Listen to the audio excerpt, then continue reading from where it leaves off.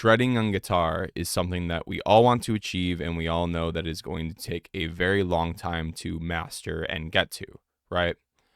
But if there are some shortcuts that we can take to getting there faster, we obviously want to maximize those. And that's what I'm going to help you out with today is I'm going to give you a full guide on how to shred on guitar faster, okay? But the one thing to keep in mind is that even though faster is something that I'm saying, that doesn't mean that it is going to be easy. That doesn't mean that it is going to take you a month or 3 months. For most people, it's going to take anywhere from a year all the way up to 10 years, depending on how much you are willing to learn and adapt, your schedule, your discipline, all that good stuff. So with that being said, I've been playing guitar for about 18 years, and I've figured out a lot of shortcuts that I wish I knew when I started. Okay, so when I started playing guitar, it was about when I was 10. I went the usual route of taking one-on-one lessons, using, Ultimate Guitar as well, using YouTube and things like that, Marty Schwartz and all those guys. And that definitely helped kickstart things and get things going. But to really get me to a level where I can just pick up the guitar and I can just shred in any key, in any situation, whether it's fast or slow, took me quite a long time. But only in the past few years has it really kicked up with some strategies, habits, mindset things, and those are the things that we're going to actually talk about today. So without further ado, let's just kind of jump right into some of the main points that we're going to talk about, okay? So when you're thinking about shredding, right, what are we talking about? We're talking about speed when it's necessary, playing melodically when it's necessary, combining those things, really good technique, really good music theory, all that really awesome stuff, right? And we're utilizing the entire fretboard to sound really professional, right? That's what everybody wants to do on guitar at this point, right? So getting there, the first thing that we're going to have to work on is your mindset, okay? Because a lot of people, when it comes to playing guitar, they have the wrong mindset of how to really achieve things. A lot of people rely on motivation instead of discipline. That's something that we're going to talk about today.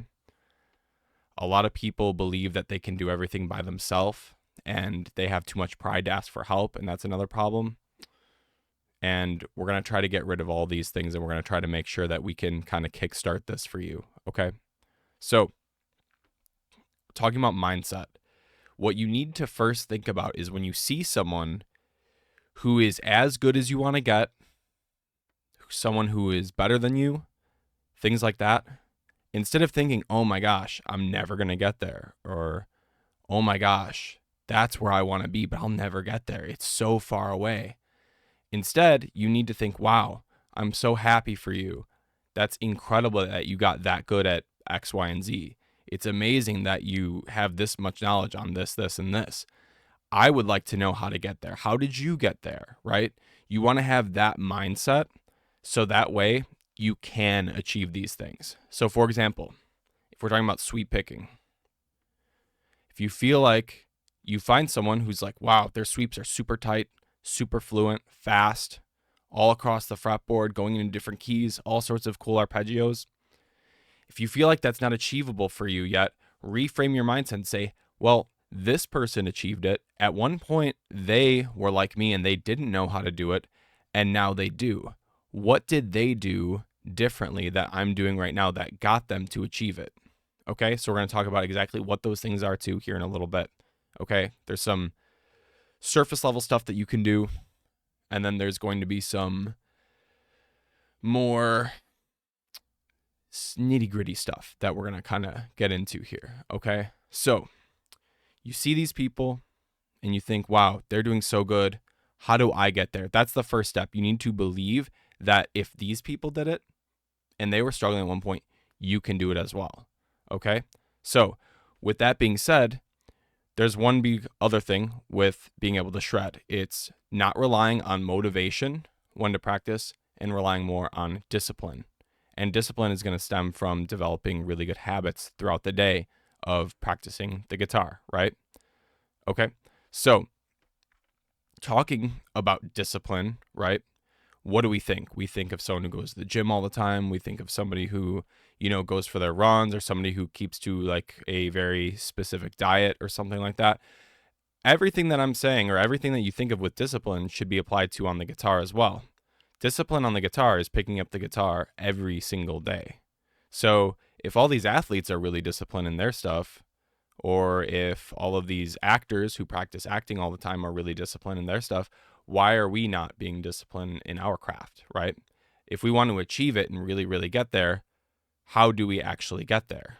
And the thing with discipline is you need to play the guitar when you don't feel like playing the guitar, okay? That's a huge thing, is that people play guitar to make them feel happy and to make them feel good. And here's the kicker with that is, yes, some days you're not going to feel like playing it, okay? Some more than others. Some days you'll love it and you'll really want to play it, okay? Happens to all of us. Some days we're not playing as good as we hope or we wish, right? We have a lot of bad practicing days. But the thing to keep in mind is those days where you're playing really, really bad are going to set you up for success in the future, right? So if you're not playing guitar very well right now, if maybe it's one of those days where you're just not, things are just not clicking, your hands are not in sync, those bad days, we want to make your bad days better than your best days right now. It's a really confusing concept, but it's something that I've been thinking about a lot lately, is right now, when you have a bad practicing day, 3 months from now, that bad practicing day is going to be better than your best practicing day right now, okay? So the more you pick up the guitar, the better you're going to get. This is a concept that we all know so far. So having the discipline to pick up the guitar every day is going to set you up for success. Now, a big thing that people are going to say is, my schedule doesn't fit for a practice every single day. Okay, well, here's the thing about that is, if you have time to work out, okay, you should be able to make a little bit of time to practice. Okay, if you have time to cook, you should be able to make a little bit of time to practice as well, right? If you feel like, you're playing guitar as a hobby, but you still want to get better, you should still be playing it a little bit every day. But here's the kicker of this. To develop the discipline and to develop the habits of playing guitar, you have to do it a little bit every day versus a lot every day, okay? This is one of the biggest mistakes that most guitar players make when they start this practice routine, is as they're listening to this, they think, oh my goodness, I need to practice all the time. I gotta nail it. I gotta get it done. I gotta be practicing sweeps 4 hours a day, 5 hours a day, 6 hours a day. That is good if you can handle that, but you need to build up to it. So what you should start doing to build up to things like that is you should start by practicing half hour every day. Try that for a month and see how that goes. Then maybe bump it up to an hour. Try that and see how that goes. And you have to figure out a healthy amount of practicing to where it's getting you better, okay? It's not overwhelming you and you're used to these long practice sessions. I'm an advocate for chopping up practice sessions. That's something that I showcase with all my students, is that especially when people are very busy, if you're running a 2-hour a day practice routine, when you wake up in the morning, you pick up the guitar for a half hour, then you go about your business, then you come home, do another half hour, and then at the end of the night, maybe you do another hour, okay? Obviously, everybody's schedule is different. You can split it up however you want, which we'll get into a little bit later, but the whole concept of developing a good habit is not by taking on all this chaos at once. You need to develop the habit of picking it up every day before you start focusing on playing guitar for hours and hours every day, if that makes sense. Okay, so little habits are what's going to make the biggest difference. For example, lately with me, I've been reading every single night. I'm not a huge reader, but I'm trying to learn a lot of new things. So what I do is before bed, I make a small goal where I'm like, okay, 10 pages. If I read a page a minute, I can do that in 10 minutes, right? Or if you're a slow reader, 2 minutes, whatever, 20 minutes, whatever you can do. If I tell myself, oh my gosh, I'm going to read a book a week, I'm not going to do it because it's too big of a goal for right now. As I get faster at reading and taking in information and knowledge, and as I develop that habit of reading a little bit, I'm noticing that I can read more pages without getting annoyed by it. And I'm noticing that my head is a lot more clear, okay? And I'm going to bed, a lot easier and stuff like that. So that's one concept that you can think about with that. Think about another thing like this. I like to run a lot, okay? With running, it can seem overwhelming to do it 5 or 6 days a week. What do? Of course, you go out and you run for 10 minutes and you see how you feel. Then the next day, maybe you do another 10 minutes, then you take a break. And then the next day you do another 10 minutes. You keep just going and doing a little bit. If I said, oh, I'm going to run 2 hours every single day, that's going to last me what? A week at the absolute most, right? You have to build up to it. That's how marathon runners prep for marathons, is they build up to things. So if you can get one thing from this right now, do not overwhelm yourself with these insanely long practice sessions. It's not good for you right now. It will be good for you and it will come in when you develop that lifestyle though. Okay? You just have to work up to it. Everybody's schedule is different, right? Whether it's school or college or family stuff or whatever, your personal life, you might only be able to handle 30 minutes a day, okay?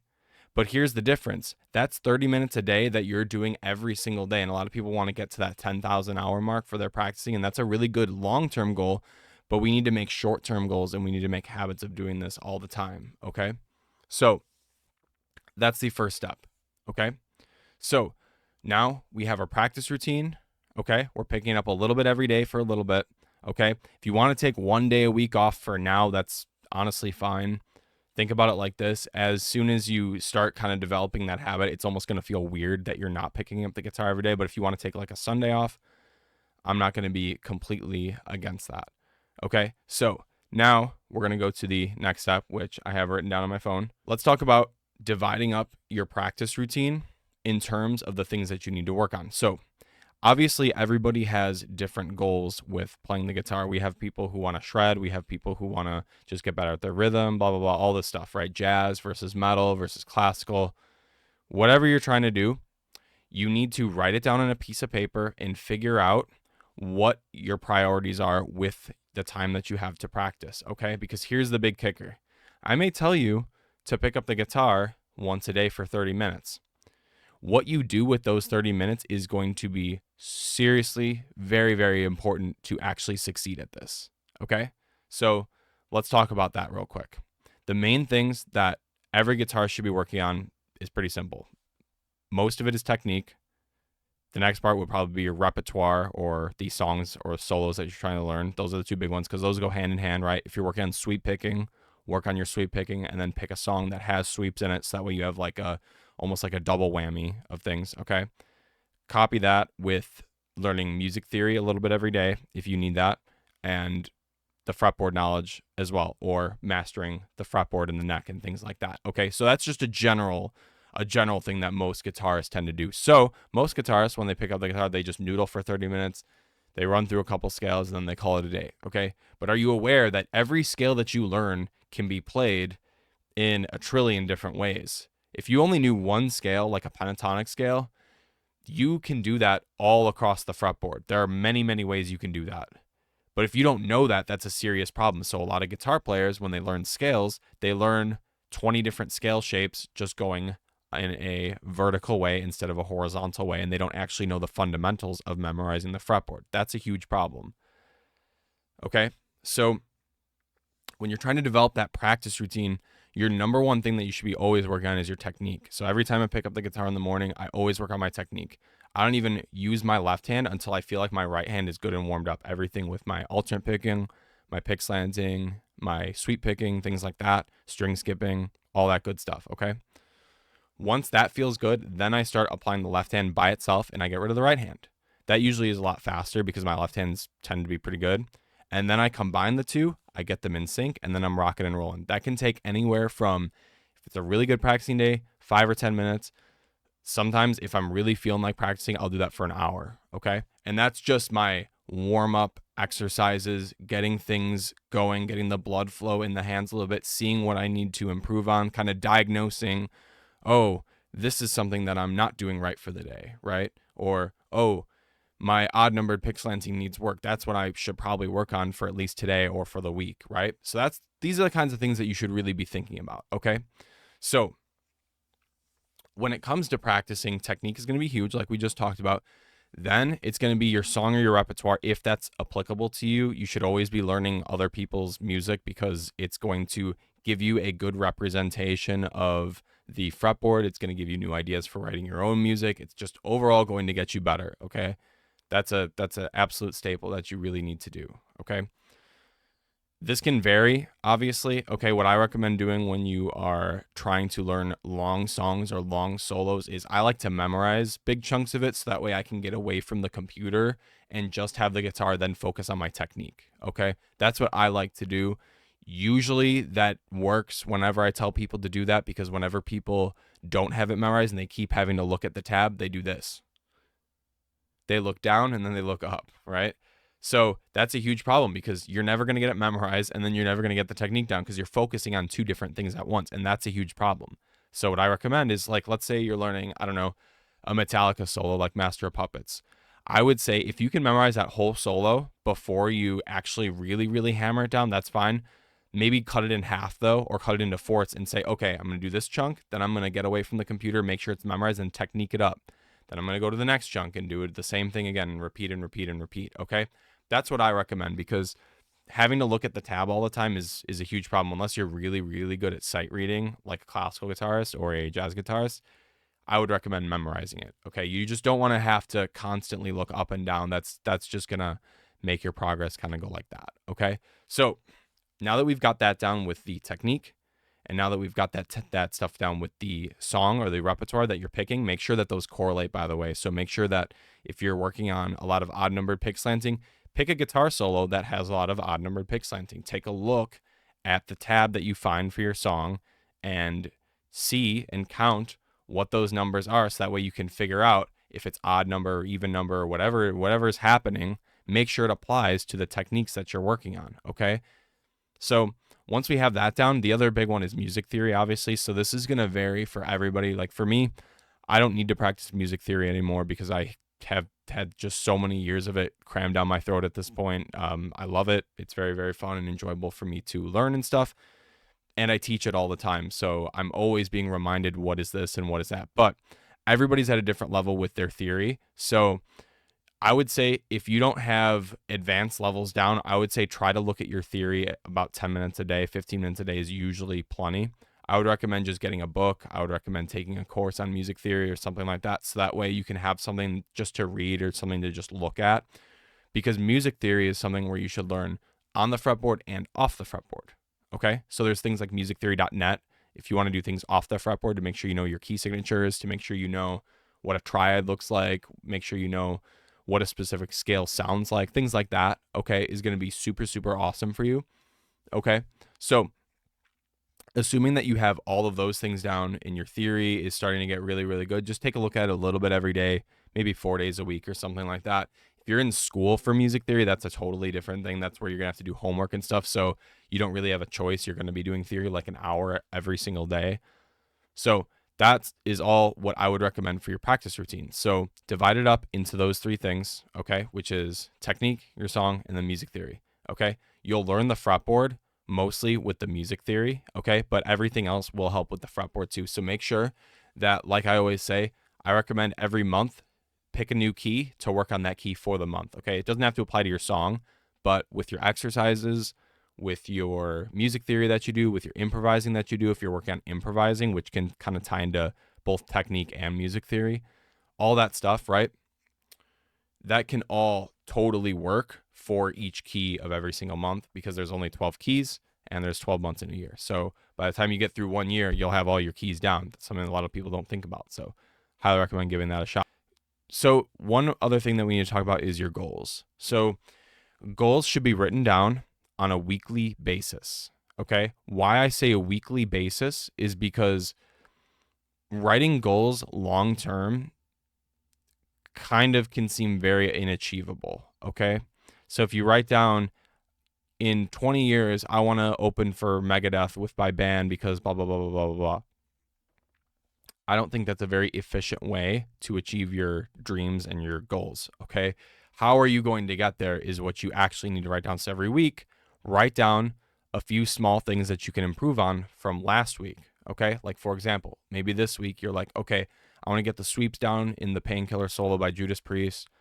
Okay. That's one of my goals. The other goal is I want to work on my pick slanting with just even number or something like that. Maybe you're working on groups of 4 or groups of 6 or something like that. Maybe your other goal is, I really want to understand how triads work on the circle of fifths and in chord progressions.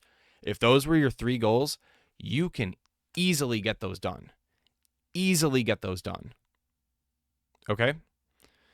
But if you were to write something really big like, oh, in 3 months, I better be on stage doing blah, blah, blah. Or, hey, I better get 50,000 views on my new guitar cover that I got to cram in 2 weeks or something like that. I don't recommend doing that.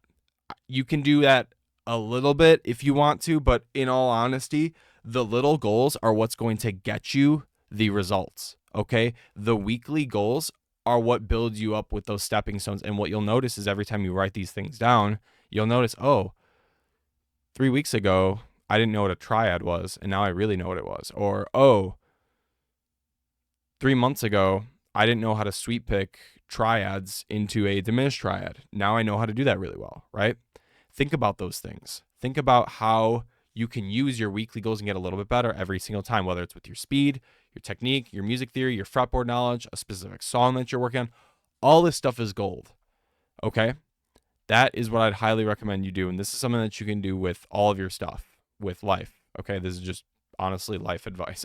It's funny because every single goal and every single activity that you want to get better at, they all sort of have the same sort of framework for succeeding. It all has to do with developing your habits, right? It all has to do with developing that routine, right? It's developing that discipline and really, really wanting to achieve it, right? Is going to be super, super good. Okay.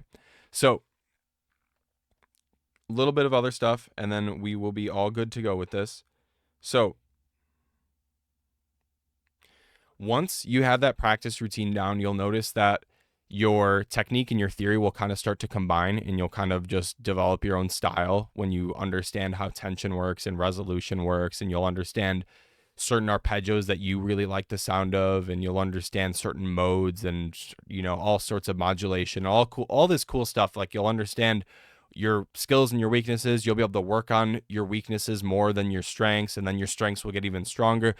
Things will just start picking up. The better you get at guitar, the better you get at getting faster, okay? The better you get at guitar, the better you get at getting faster. It's a really weird concept, but that's just kind of how it is. You'll learn songs faster. You'll be able to play exercises and techniques faster. All this really good stuff, okay? So that's really exciting. So no, you're not going to be in a pit of taking forever to learn things forever. But the last big piece of advice that I have for you is don't have a lot of pride, or don't have a big ego. So just a little bit of a backstory here to kind of give you an idea of what I'm talking about is I've been in and out of lessons all my life, and I've been playing for, I think, 18 years now, something like that, almost 18 years, so 17 years.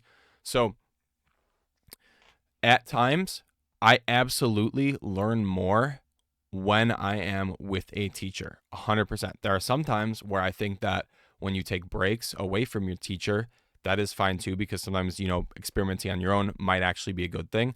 However, most of the time, having somebody who has already achieved your dreams, like we're talking about right now, will get you to your goals. Okay, let me repeat that again.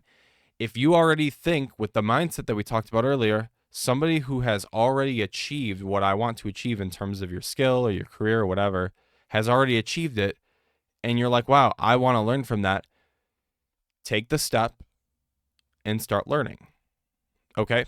So what I mean by that is start taking lessons, start checking out their videos, buy their books, all that good stuff, right? If they resonate with you, okay? If they don't resonate with you, find somebody else that resonates with you the most, with your style, you know, with your ability level, you know, with where you want to go with your sound, that kind of thing, right? If their teaching style and the way that they're explaining things resonates with you and you understand it, take advantage of that and learn, right? So guitar players tend to have this thing where they think that being self-taught is better than taking lessons. If you ask any other instrument that is outside of the rock genre and the metal genre, they all will disagree with you. If you ask a violinist, if you ask a cello player, if you ask a horn player, If you ask an opera singer, you really think an opera singer is going to say, yeah, I learned all these Mozart jumps and runs on my own?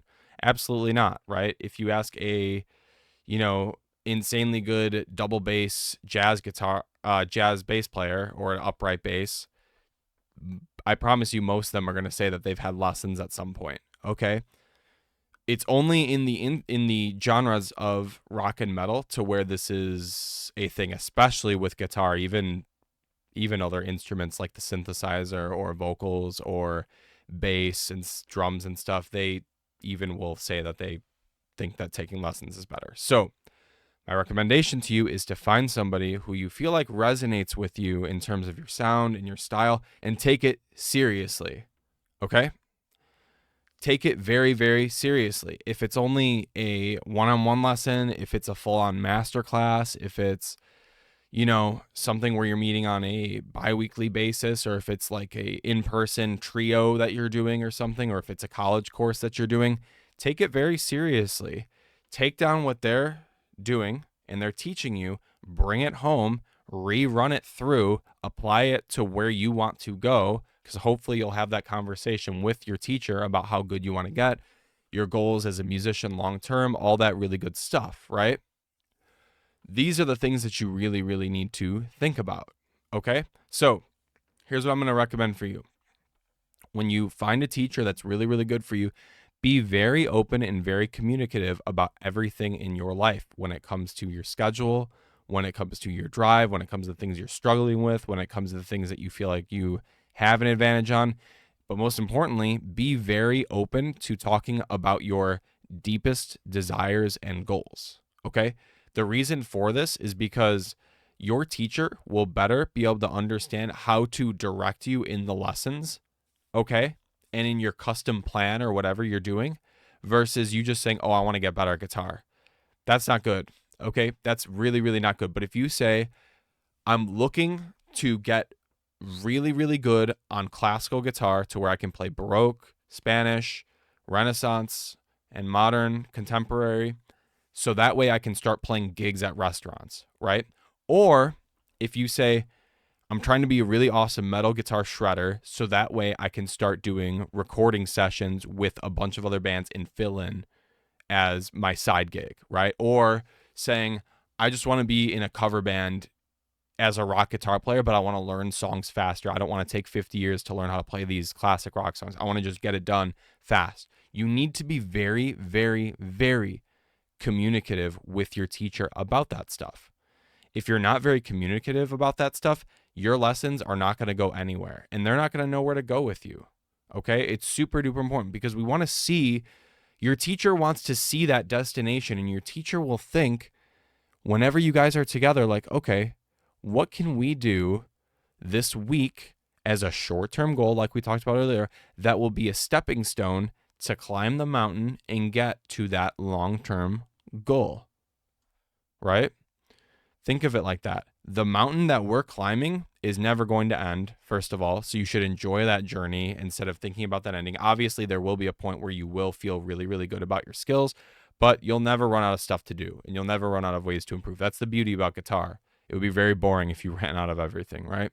But once that's all good to go, right, and you understand that it's going to take a long time, and you let your teacher know what exactly you want out of this stuff, that will allow them to understand every single week what you need to work on to get to that point, okay? Trust your teacher, trust the process, trust the exercises, trust the workload, okay? Be very upfront about the problems that you're having with guitar playing, whether it's the time, the commitment, the motivation, all this stuff. They need to know it.